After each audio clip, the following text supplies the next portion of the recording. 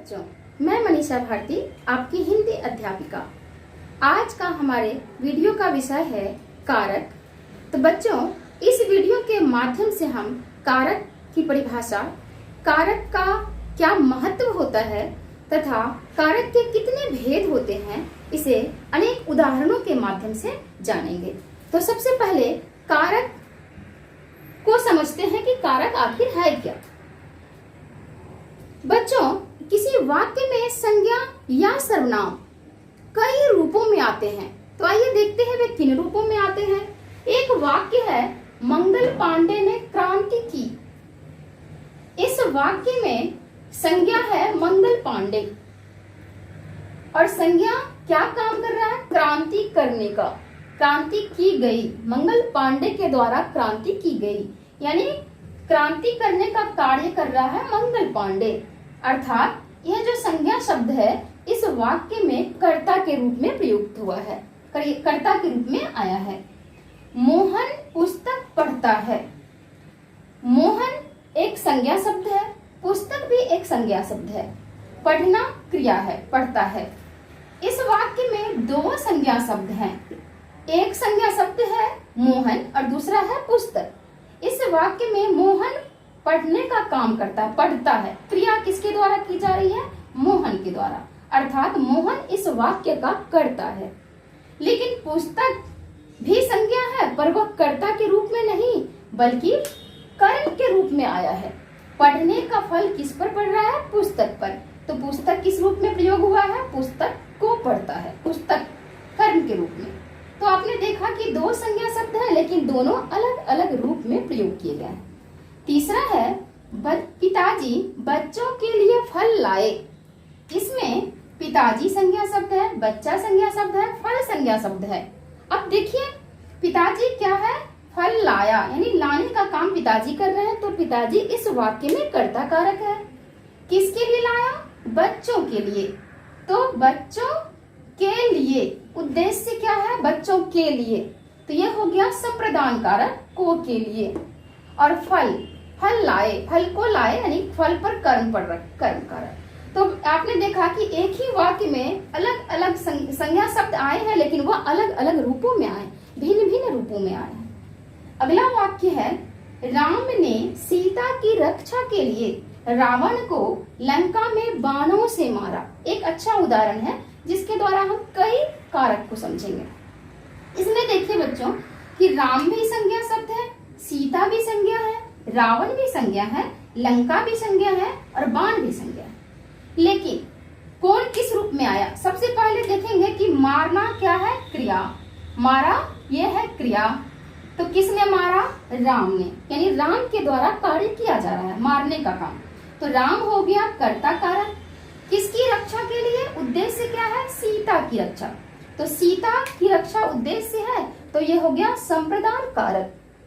किसको मारा? यानी मारने का फल किस पर पड़ा? रावण पर। तो रावण को कर्म कारक। लंका में कहा मारा? लंका में स्थान क्या है? जगह क्या है? लंका। तो लंका में यानी अधिकरण। और वाणों से किसके? साधन क्या है मारने का? वाण जो है संज्ञा है लेकिन वह साधन के रूप में आया है, यानी करण कारक के रूप में आया है। तो आपने देखा कि जो संज्ञा है वह भिन्न भिन्न रूप में एक वाक्य में आए हैं। इन्हीं भिन्न रूपों का संबंध जो क्रिया से जोड़ा जाता है वही कारक कहलाता है। अगला वाक्य है, गुरुजी कुर्सी पर बैठे हैं। गुरुजी भी संज्ञा है, कुर्सी भी संज्ञा है। बैठना क्रिया है, बैठा कौन है? गुरुजी। ठीक। और किस पर बैठा है? कुर्सी पर। ये आधार, कुर्सी हो गया आधार और ये पर जो कारक चिन्ह है। तो इस आधार पर बच्चों कारक की परिभाषा है, संज्ञा या सर्वनाम के जिस रूप से उसका संबंध वाक्य की क्रिया से जोड़ा जाता है या जाना जाता है उसे कारक कहते हैं। बच्चों, अब आप सोचेंगे कि कारक की आवश्यकता क्या है? तो इसके लिए अगर हम इसे मिटा देते हैं, कारक चिन्ह को, ने के लिए, ने के लिए, को, तो क्या होगा? अब आप इसे पढ़ेंगे, मंगल पांडे क्रांति की, पिताजी बच्चों फल लाए। क्या वाक्य स्पष्ट हो रहा है? अर्थ स्पष्ट हो रहा है? नहीं हो रहा है। राम सीता की रक्षा, रावण लंका बाणों मारा, कोई अर्थ स्पष्ट नहीं हो रहा है। तो यही जो राम का संबंध क्या है, जो एक शब्द, एक संज्ञा या सर्वनाम का संबंध जो क्रिया से जोड़ रहा है, वही कारक है।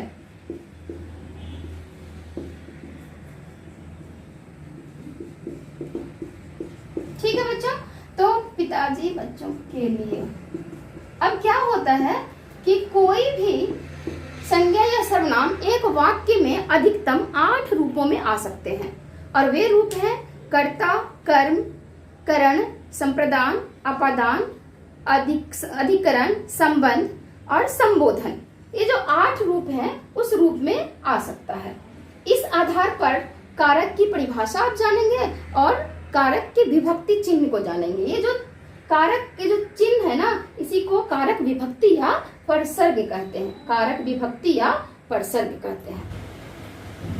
कारक की परिभाषा है संज्ञा या सर्वनाम के जिस रूप से उसका संबंध वाक्य की क्रिया से जाना जाए उसे कारक कहते हैं। बच्चों, कारक को प्रकट करने के लिए जिन चिन्हों का प्रयोग किया जाता है उसे कारक की विभक्तियां या परसर्ग कहते हैं। पर का अर्थ है बाद में। बच्चों, जो कारक चिन्ह है उसका प्रयोग संज्ञा या सर्वनाम के बाद ही किया जाता है। सिर्फ संबोधन कारक ऐसा है जिसका प्रयोग संज्ञा या सर्वनाम से पहले किया जाता है। तो अब हम कारक के 8 भेद होते हैं, उन भेदों के बारे में जानेंगे। कारक के 8 भेद हैं। पहला है कर्ता कारक, दूसरा कर्म कारक, तीसरा करण कारक, चौथा संप्रदान कारक, पांचवा अपादान कारक, छठा संबंध कारक, सातवां अधिकरण कारक और आठवां संबोधन कारक। तो आइए बच्चों, कारक के विभक्ति चिन्ह और उसके क्या लक्षण हम कैसे पहचानेंगे, इसको जानते हैं। कर्ता कारक यानी संज्ञा या सर्वनाम के जिस रूप से कर्ता, जो करने वाला है, काम को करने वाला है वाक्य में, उसका बोध है। तो इसका जो विभक्ति चिन्ह है वो ने है, और कभी कभी कोई चिन्ह नहीं होता। कोई चिन्ह कब नहीं होता? जब कोई वाक्य वर्तमान में हो रहा होता है, तब उसमें कोई चिन्ह नहीं होता। जैसे मोहन पुस्तक पढ़ता है, तो इसमें क्या है, मोहन पुस्तक पढ़ रहा है, यहाँ पर ने नहीं है, लेकिन आप समझ रहे हैं कि पुस्तक को पढ़ने का काम कौन कर रहा है? मोहन। क्रिया किसके द्वारा की जा रही है? मोहन के द्वारा, इसलिए वहां कर्ता कारक है। और कब होगा ने का प्रयोग? जब वाक्य भूतकाल में होगा, बीते हुए समय में होगा। जैसे मोहन ने पुस्तक पढ़ा, यानी पढ़ चुका है। लक्षण क्या है? क्रिया करने वाला। इसको आप आसानी से समझेंगे, जो वाक्य में क्रिया को करता है। राम ने रावण को मारा, मारने का काम किसने किया? राम ने। अगला है कर्म कारक। कर्म कारक क्या है? जिस पर क्रिया का फल पड़े, और इसका चिन्ह है को। जिस पर क्रिया का प्रभाव पड़ता है उसे कर्म कारक कहते हैं। अगला है करण कारक। से के द्वारा, यहाँ के द्वारा का अर्थ है से 2 बार आएगा बच्चों। एक तो करण कारक और दूसरा अपादान कारक, लेकिन दोनों में अंतर है। जब करण कारक की हम बात करेंगे तो से के द्वारा, यानी माँ चाकू से सब्जी काटती है, बच्चे साइकिल से स्कूल जाते हैं, यानी साइकिल के द्वारा। जाने का साधन क्या है? साइकिल। अगर साइकिल नहीं होगा तो बच्चे स्कूल नहीं जा पाएंगे, चाकू नहीं होगा तो माँ सब्जी नहीं काट पाएगी। यानी साधन क्या है सब्जी को काटने का? चाकू। से के द्वारा जिस साधन से क्रिया की जाए। राम ने रावण को लंका में बाणों से मारा, बाणों से, साधन क्या है? बाण। ठीक, तो उसी तरह से हो गया करण कारक में से के द्वारा। संप्रदान कारक को के लिए, यानी जिसके लिए कार्य किया जाए, जिसके लिए क्रिया की जाए वह होता है। जैसे राम ने रावण को सीता की रक्षा के लिए, किसके लिए? सीता की रक्षा के लिए। तो करने का जिसके लिए क्रिया की जाए, किसके लिए क्रिया की गई? सीता की रक्षा के लिए। या पिताजी बच्चों के लिए बाजार से फल लाए, किसके लिए लाए? बच्चों के लिए। तो को के लिए इसका चिन्ह है, और आप कैसे पहचानेंगे? जिसके लिए क्रिया की जा रही है। अपादान कारक में क्या है? से अलग या पृथक होने का भाव। पृथक होने का भाव मतलब यहाँ पर जो से है वह जैसे गंगा हिमालय से निकलती है, यानी हिमालय को छोड़कर वह निकल चुकी है। पेड़ से पत्ते झड़ते हैं, यानी पत्ते पेड़ से झड़ गए, अलग होने का भाव, अलगाव का भाव। मोहन दिल्ली से बिहार आया, यानी दिल्ली छोड़कर वह बिहार आया, अलग हो गया, अलगाव का बोध है।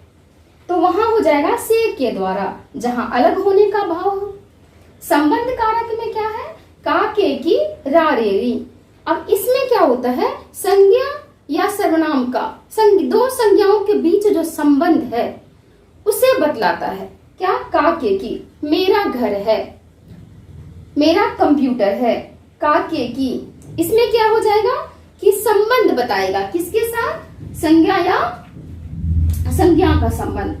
संज्ञा के जिस रूप से किसी वस्तु का दूसरी वस्तु के साथ संबंध बताया जाता है, जैसे यह मेरा कंप्यूटर है तो रा हो गया, या मेरे बच्चे हैं तो बच्चे और मेरे सर्वनाम है मेरे और बच्चे है संज्ञा, दोनों के बीच संबंध बता रहा है मेरे। मेरा कंप्यूटर, मेरा सर्वनाम शब्द है और कंप्यूटर क्या है, कंप्यूटर भी संज्ञा शब्द है, दोनों के बीच संबंध बताया है, दोनों के बीच संबंध बताया है कि मेरा कंप्यूटर है। तो ये हो गया संबंध बताना, जिससे संज्ञा या अन्य पदों का संबंध ज्ञात हो। अधिकरण कारक में पर, यानी क्रिया होने का आधार क्या है। पेड़ पर बंदर बैठा है, बंदर के बैठने का आधार क्या है, पेड़। कौवा घड़े पर बैठा है तो घड़े पर कौवा बैठा है, यानी बैठने का आधार क्या है, घड़ा। उसी तरह राम ने सीता की रक्षा के लिए रावण को लंका में, तो क्रिया कहाँ की गई, लंका में, स्थान क्या है, लंका। तो क्रिया के होने का आधार या स्थान तो वह हो जाएगा में या पर। घड़े पर बैठा है, लंका में। तो अब आप समझ गए बच्चे, संबोधन कारक ये ऐसा कारक है जो संज्ञा या सर्वनाम से पहले संबोधन के लिए जिसे संबोधित किया जाता है उसे संबोधन कारक कहते हैं। जैसे अरे अंकित इधर आओ, इसका मतलब अरे का प्रयोग कहाँ हुआ, संज्ञा से पहले, अंकित से पहले। तो अरे अंकित इधर आओ, तो अरे का प्रयोग किस लिए, संबोधन के लिए, पुकारने के लिए, बुलाने के लिए। उसी तरह हे ईश्वर सबकी रक्षा करो, तो यहाँ पर ईश्वर हे का प्रयोग कहाँ हुआ, ईश्वर से पहले। तो आप समझ गए बच्चे कि जो संबोधन कारक होता है उसका प्रयोग संज्ञा या सर्वनाम से पहले किया जाता है। तो अब आप कारक की परिभाषा, कारक का महत्व, कारक का महत्व क्या है कि अगर हम कारक चिन्ह को मिटा देते हैं, जैसे राम ने रावण को सीता की रक्षा के लिए लंका में बाणों से मारा, तो राम ने को अगर हम मिटा दें, रावण को मिटा दें, सीता की रक्षा के लिए को मिटा दें, तो आप अर्थ स्पष्ट नहीं हो पाएगा, आप बात को समझ नहीं पाएंगे। तो किसी वाक्य की पूर्णता तब होगी जब उसमें कारक चिन्ह का प्रयोग होगा या संज्ञा या सर्वनाम का जो संबंध है वो क्रिया के साथ जोड़ा जाए, तो वही कारक होता है। तो महत्व हो गया, कारक के 8 भेद हैं और ये भेद हैं कारक के कर्ता, कर्म, करण, संप्रदान, अपादान, संबंध, अधिकरण, संबोधन और उसकी विभक्ति चिन्ह और ये उसके लक्षण है। अगले वीडियो में मैं कर्ता, कर्म, करण इन सभी कारकों को विस्तार पूर्वक बताऊंगी। तब तक के लिए मुझे जाने